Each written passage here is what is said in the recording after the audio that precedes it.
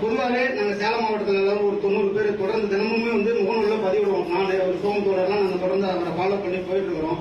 எல்லாருமே நாங்க அப்படி பதிவிடும் போது நம்மளோட அணியில இருந்து இன்னைக்கு எதிரணியா மாறினவங்க தான் என்ன கேட்கறாங்க, அது என்ன தன்மான தலைவர், அது என்ன உங்க தன்மான தலைவர்னு கேட்கறாங்க. அவங்களுக்கு பதில் சொல்லக்கூடாதுன்னு தலைவர் 3 நாளைக்கு முன்னாடி சொல்லிட்டாரு. அதனால என்னால பதில் சொல்ல முடியல.